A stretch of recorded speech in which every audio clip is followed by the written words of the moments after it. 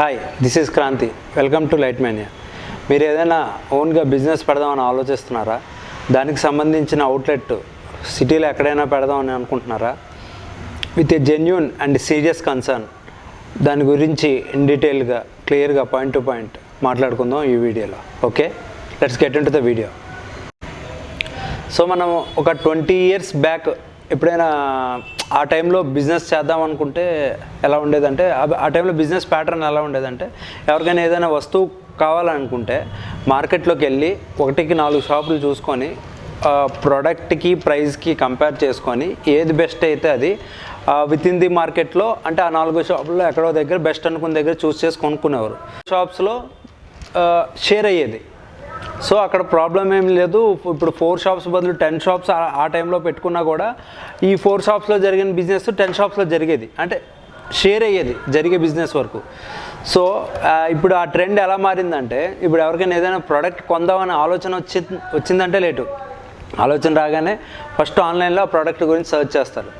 Search చేసి product గురించి తెలుసుకోవడంలో ప్రాబ్లం ఏమీ లేదు, అది కరెక్ట్ 100%. బట్ జరిగేది ఎలా ఉందంటే, ఆ ప్రోడక్ట్ యొక్క ప్రైస్ ఎలా ఉందో సర్చ్ చేసి ఆ ప్రైస్ని పట్టుకొని మార్కెట్లో ఉన్న షాప్స్ అన్నిటికీ కూడా అది ఏ ప్రోడక్ట్ కావాలో ఆ ప్రోడక్ట్కి సంబంధించిన షాప్స్ అన్నీ కూడా మార్కెట్లో తిరిగి ఆ ప్రైస్తో కంపేర్ చేసుకొని ఈ ఉన్న స్టోర్స్ అన్నిటినీ కూడా వర్చువల్ అవుట్లెట్స్ కింద యూస్ చేసుకుంటున్నారు. అంటే ప్రతి షాపు కూడా ఆ ప్రోడక్ట్ కంపేర్ చేసుకొని ఇచ్చేసుకొని ఫైనల్గా వచ్చేసరికి ఆన్లైన్లో ఆర్డర్ పెట్టుకుంటున్నారు. ప్రైస్ తక్కువ ఉండొచ్చు. మనం ఇక్కడ చూడాల్సిన ఫ్యాక్టర్స్ ఏవే ఉన్నాయంటే, ఒక రిటైల్ స్టోర్ మనం పెట్టాలంటే దానికి మెయిన్గా ఫస్ట్ ఆ స్టోర్కి అడ్వాన్స్ ఇవ్వాలి. అడ్వాన్స్ ఇచ్చిన తర్వాత ఆ షోరూమ్ చేయించాలి. షోరూమ్ చేయించిన తర్వాత దాంట్లో స్టాక్ మెయింటైన్ చేయాలి. స్టాక్ మెయింటైన్ చేసిన తర్వాత స్టాఫ్ శాలరీస్, తర్వాత షాప్ రెంట్, తర్వాత గోడౌన్ శాలరీ, గోడౌన్ రెంట్, ఇవన్నీ ఫ్యాక్టర్స్ కన్సిడరేషన్లోకి వస్తాయి.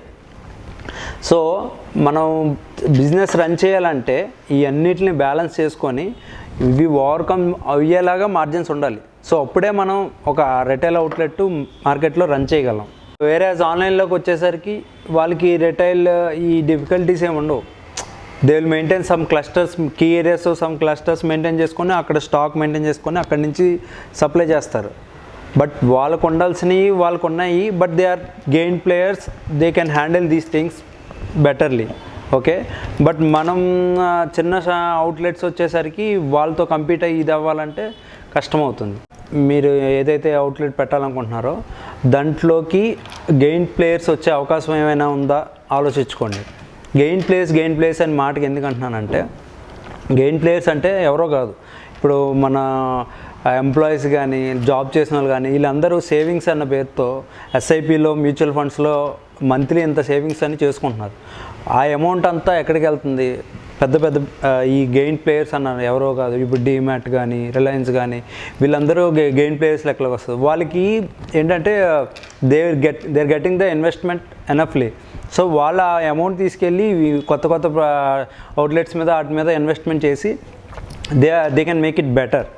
సో వాళ్ళతో మనం కంపీట్ అవ్వాలంటే చెయ్యొచ్చు, బట్ వాళ్ళ ఇచ్చే ప్రైజెస్ కానీ అది కానీ మనం కంపీట్ చేయడం కొంచెం కష్టం అవుతుంది.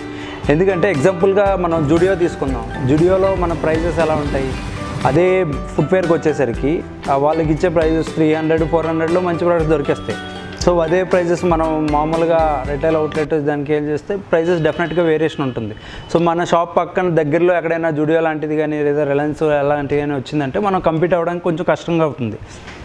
సో అది కాకుండా ఇంకో పాయింట్ ఏంటంటే, మన ప్రోడక్ట్స్ ఆన్లైన్లో అవైలబిలిటీ ఈజీగా దొరికే స్కోప్ ఏమైనా ఉందేమో అని చూడండి, మనం పెట్టే స్టోర్కి సంబంధించింది. అలా అయితే దానికి అంత ప్రిఫర్ చేయడం మంచిది కాదు. సో దట్ కస్టమర్స్ ఎలా ఉన్నారంటే they are going for online, ఈజీగా అవైలబిలిటీ ఏమైనా ఉన్నాయో అదే ఆప్షన్ కింద చూసుకుంటున్నారు. సో ఈ ఫ్యాక్టర్స్ అన్ని కన్సిడరేషన్లోకి మనం తీసుకోవాలి. మార్కెట్స్ బాగా ఈ ఆన్లైన్ వాటి వల్ల ఎఫెక్ట్ అవుతుందని మనం మాట్లాడుకోవడానికి వస్తే, మెయిన్గా వచ్చేసరికి ఎలక్ట్రికల్ అండ్ ఎలక్ట్రానిక్స్. అసలు ఈ మధ్య అయితే కంప్లీట్గా అందరూ ఎలక్ట్రానిక్స్ ప్రొడక్ట్స్ వచ్చేసరికి ఆన్లైన్లోనే ప్రిఫర్ చేస్తున్నారు. ఇప్పుడు ఫోన్స్ కానివ్వండి, టీవీస్ కానివ్వండి. ఇప్పుడు మొన్న అమెజాన్ బిగ్ సేల్ జరుగుతుంది. ఇప్పుడు ఆ అమెజాన్ బిగ్ సేల్లో ఎంత పర్చేస్ జరిగింది. అదే మనం అవుట్లెట్లో అయితే మామూలుగా జనరల్గా లోకల్లో జరగాల్సిన మార్కెట్ మొత్తం అమెజాన్ బిగ్ సేల్. దసరా అంటే దసరా టైంలో షాప్స్లో ఎలాంటి రష్ ఉంటుంది ఎలక్ట్రానిక్స్లో, అదేదో వాడు 10 days బిఫోరే అదంతా మనకి అమెజాన్లో పెట్టేసి మొత్తం సేల్ చేస్తున్నారు. సో అది జరగాల్సిన బిజినెస్ అంతా అక్కడ తగ్గిపోతుంది. సో ఈ ఫీల్డ్స్ ఉన్నాయి ఏవైతే ఉన్నాయో ఎలక్ట్రికల్, ఎలక్ట్రానిక్స్, క్లోత్స్ కానీ, ఫుట్వేర్ కానీ, ఇవన్నీ బాగా ఇప్పుడు ఈ ఆన్లైన్ వల్ల ఎఫెక్ట్ అవుతున్నాయి ఫీల్డ్స్. వీటి పరంగా అవుట్లెట్స్ కొంచెం పెట్టాలంటే బాగా ఆలోచించుకోవాల్సి వస్తుంది. 1-4 సార్లు ఆలోచించుకొని ముందుకెళ్ళాల్సి వస్తుంది. సో నువ్వు ఇప్పుడు ఎలా చెప్తున్నావు, ఏది పెట్టాలన్నా ఆన్లైన్, అంతా ఆన్లైన్ అయిపోతుంది, అన్నీ ఆన్లైన్ అయిపోతుంది కదా, అంటే నువ్వు చెప్పిన ప్రకారం అయితే బిజినెస్సే చేయలేము అన్నట్టు మాట్లాడుతున్నాను మీరు అనుకోవచ్చు. కొన్ని ఫోకస్ ఏరియాస్ ఉన్నాయి, అవి ఎవరు ఆన్లైన్కి అది ఏది చేసినా కూడా అవి వాటికి ఉన్న క్రేజు, అది భూమి అలాగే ఉంటుంది. మెయిన్గా ఏంటంటే ప్రొడక్ట్ బేస్డ్. ఏదైనా కొత్త ప్రోడక్ట్ అంటే లైక్ ఇప్పుడు మనం ఎగ్జాంపుల్ కింద తీసుకుంటే హెల్మెట్స్ ఉన్నాయి. మామూలుగా ఇప్పుడు కంపెనీల్లో అట్లా వేస్తారు హెల్మెట్స్, అవి రెగ్యులర్గా ఉన్నాయి, ఓకే ఫైన్. ఇప్పుడు వాటిని కొత్తగా ఏ విధంగా మాడిఫై చేస్తూ వచ్చానంటే వాటికి పైన ఏసీ టైప్ వచ్చే కొత్తగా ఒక కంపెనీ చూశాను మన హైదరాబాద్ మేకే. సో అలాగా కొత్త ప్రొడక్ట్స్ లాగా, స్టార్టప్స్ లాగా ఏమైనా వస్తే వాటికి మంచి భూమి ఉంటుంది డెఫినెట్గా.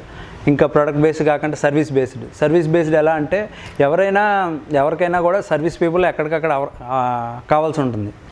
ఇప్పుడు మనకి ఏసీటీపీ వచ్చిందనుకోండి, అర్బన్ వాడు మనకి ఏసీ సర్వీస్ ప్రొవైడ్ చేస్తాడు, బట్ ఎవరితో ప్రొవైడ్ చేస్తాడు, లోకల్ వాళ్ళతో టైఅప్ పెట్టుకొని చేస్తాడు.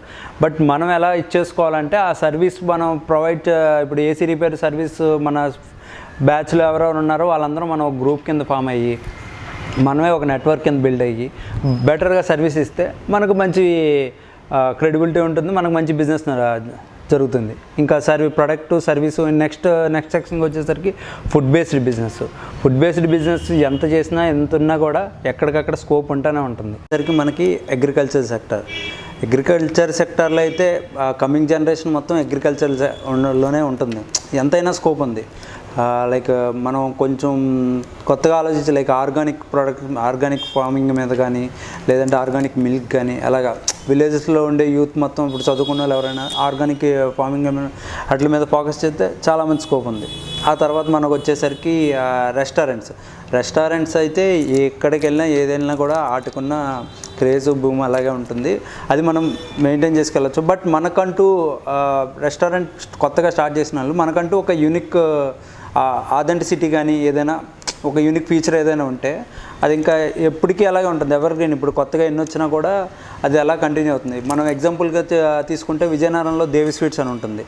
వాళ్ళ స్టైల్ ఆఫ్ కుకింగ్ ఏంటి, ఇప్పటికీ కట్టిపోయిల మీద కాల్చడం కానీ, మోచూరు లడ్డు కానీ, అలాగా.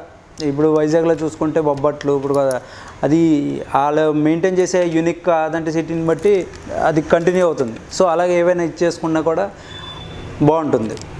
ఇంకా అలా కాకుండా మనం ఇప్పుడు ఏదైనా బిజినెస్ కానీ, ఏదైనా అవుట్లెట్ కానీ స్టార్ట్ చేస్తే అది నెక్స్ట్ 10 years లోపు ఎలాంటి ఏవి వచ్చినా కూడా ఆన్లైన్ విధంగా కానీ, లేదా ఈ గేమ్ ప్లేయర్స్ వల్ల కానీ అసలు ఎఫెక్ట్ అవ్వకుండా ఆ టైప్లో ఉండేదే మనం చూసుకోవాలి. ఇంకో పాయింట్ మనం ఏం చూసుకోవాలంటే మన బిజినెస్కి స్కోప్ అన్నది అన్లిమిటెడ్గా ఉండాలి. లైక్ మనం ఎక్స్పాండ్ అయితే అది ఎంతకైనా ఎక్స్పాండ్ అయ్యే విధంగా ఉండాలి. అలాంటి సెక్టార్స్ కానీ ఏమైనా చూస్ చేసుకుంటే బాగుంటుంది. హోప్ ఈ వీడియో మీకు హెల్ప్ఫుల్ అవుతుందని ఫీల్ అవుతున్నాను. Thank you so much.